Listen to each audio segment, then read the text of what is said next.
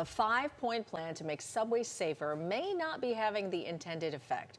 Riders say seeing armed National Guardsmen during their commute is jarring and too extreme. Yeah, so I sat down with the NYPD Transit Chief Michael Kemper for Picks on Politics, who says the solution also lies with lawmakers. Listen to what he had to say. In the first 8-9 weeks of 2014, over 3,000 arrests were made in the New York City subway system. New Yorkers need to know that. They also need to know that there are other stakeholders in the criminal justice system business. So what do I mean? Every arrest we make, we then hand off to other stakeholders, prosecutors, judges, and who are bound by laws passed by state legislators. And somehow we're arresting the same people over and over and over again. Governor Gov Hochul joining us this morning live from Washington, D.C. after attending last night's State of the Union speech. Governor, good to see you this morning. Thanks for being here. Good morning. And we'll talk about the State of the Union in just a second, but we just played that sound from Chief Kemper right there. And there were other tweets from NYPD members calling it a war zone in the subway station, right? What exactly are your thoughts to the comments of it being a war zone? And do you stand by the decision to put the National Guard in the subways to begin with? Well, as I've said so many times, my number one priority as the governor of the state of New York is to keep people safe. And I have the utmost respect for the mayor and the NYPD and the extraordinary job they're doing.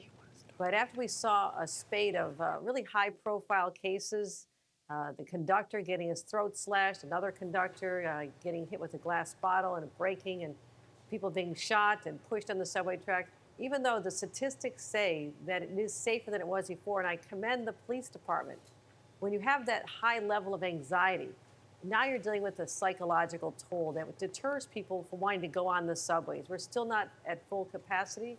We want more riders on. And if I can offer additional assistance to the mayor in his efforts to provide the team that I can bring, individuals who are in New York City, who are there trained. These are the National Guard are our neighbors. These are our moms and dads from our communities. They're there just as a deterrent to those who might think that they can get away with committing crime. So this is to supplement what the NYPD is already doing during this time of heightened anxiety and concern. That's what this is all about, a supportive role very much. Well, why not invest then in more NYPD officers instead of bringing in the National Guard? Well, I already have them at my disposal immediately. So, going through funding requests, goes through a budget process, it takes a lot longer. New Yorkers are worried right now. I've had many calls and messages from people who say, thank you. Thank you for, as a business owner, making my employees feel safer coming into the subways, into their jobs. A mom told me yesterday she puts her teenage daughter on the subway, or her teenage daughter goes to the subway, and she says, I don't worry about her now because I know there's another set of eyes. People are watching what's going on. And that's what this is about, not to harass people, not to make them feel uncomfortable, but I'm hearing from a lot of people, they're feeling a deeper sense of security. Again, this complements what the NYPD does. They are the primary individuals charged with protecting our subways. But if I can be helpful, as I've done all across the state, I've added more police and resources to cities all over the state when they have spikes in crime. That's what my role is here to support the mayor in his efforts. There's been a lot of topics about talk about the bag checks, right, and whether or not that's going to actually deter someone because a lot of times people carry a weapon on their body. Your response was that they could, if you don't want to take a bag check, you can leave the subway, right, Governor? What if someone leaves the subway and goes to another? Go ahead. I think the point is, if you get on an airplane, you're getting fully searched. We're not proposing that. We're not proposing stop and search. You go to sporting events, you have to check your bags. So it's more customary, particularly in an urban area, not just New York, but all over, to have your bags checked. Now, we want to make sure people feel safe. And yes, these are random checks, but if you're someone who's thinking of bringing a gun on the subway, you might think twice. And that's what this is about, to get the psychology of the criminals to say, I think I won't do this because I have a better chance of getting caught now. So change the psychology of the criminal. My question is, if someone were to refuse a bag check and leave because they don't want it and go to another station where there is no bag check, what's to prevent them from getting on the train?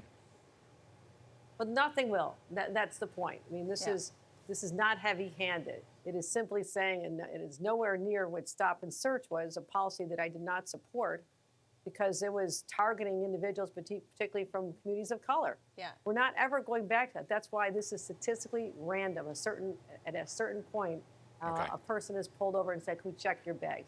But I'm hearing a lot of positive comments that, well, I know there's some negative comments, but this is just for a temporary basis to calm things down and let people know they're safe. And then the NYPD will continue to do their jobs and make the statistics even better. You know, a lot of people that commit these crimes are repeat offenders. And so that brings up the issue then of bail reform and why it needs to be tweaked. What do you think about that? I agree with Chief Kemper that we have had to make changes in the bail laws. What my predecessor in the legislature a number of years ago did was remove a lot of discretion that judges could use when they're determining a case.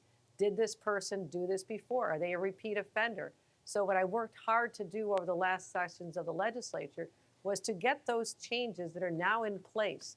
They only went into effect last May, and now we need the prosecutors and the DAs and the judges to follow that. So the laws are there to go after repeat offenders, but I clearly understand the frustration of law enforcement who work hard, they build a case, they bring it, and all of a sudden these individuals might be back on the streets again. It is frustrating. It's frustrating for all of us. We're trying to change that as well. It never should have gone as far as it did. We're trying to pull it back and support our police to do their jobs, but also protect people's civil liberties. We're not here to harass people. We want people to have a comfortable, pleasant, safe experience on our subways. On the topic of bail reform, Governor, we had the Suffolk County District Attorney on regarding this case of the suspects connected with the body parts out of Suffolk County released and freed without bail, despite the gruesome nature of the case, right? So he was talking about putting the Dangerousness Clause back in and saying the law needs to be looked at, give them that power, and they could have held these people. You say judges need to be better trained. So where is it? And are you at all looking at bail reform and tweaking it again? Again, the standard changed just a few months ago, less than a year ago. And instead of the standard of dangerousness, we ask the judges now to look at a whole body of evidence. When you think about it, dangerousness is a subjective standard. That's why it was removed from the law previously.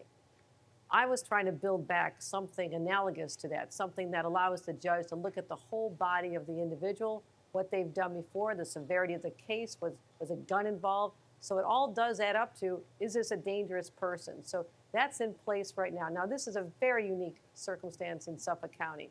And I know the Suffolk County Police Department is working so hard to get to the bottom of this, as is the DA. So when partial evidence comes up, I do think that there'll be opportunities for them to bring their case. I'm not going to comment on that. They're doing their job, and I respect that. But the bail laws, I thought were gone too far in the wrong direction. I'm bringing them back, and we're going to continue to make sure that we keep people safe. And Governor, again, going back now to the President's State of the Union address, you were there last night. You heard him speak briefly about the immigration crisis. Will you be able to meet with the President and talk about the immigration crisis here and possibly getting more funding for the state of New York? Well, what is so, frustrating to all of us is that weeks ago, the president was able to negotiate a bipartisan deal with senators, conservative Republicans, Democrats. The president had a package that would have given money to the state of New York to help us and help the mayor with these extraordinary costs of housing these individuals, but also more money at the border, the northern border, our state, as well as the southern border, and to really shut down the border until we can get this under control. That plan was there. Republicans were told by Donald Trump not to support it because it would make the president look like he had a win. He's looking at it through this political lens, which is so wrong. And as a result, we have nothing. So I've had many, many conversations, meetings just a short time ago, this past week or two, with the White House, encouraging them to continue supporting this. But if this can't happen because Republicans in Congress won't do it, then the president will be enacting executive actions, doing what he can with his powers. But the unfortunate part is he can do that, but it doesn't come with money. Money is what the state and the city of New York need right now, as do the border states, as does the border protection agencies. And that's what something the Republicans can do. They can do it this week, and they refuse to. Okay, Governor Kathy Hochul, appreciate you coming on this morning. I know you were up late last night being a guest of Adriano Espaillat at the State of the Union. Appreciate you. Come back soon, okay? All right, will do. Thank you. All right, thank you.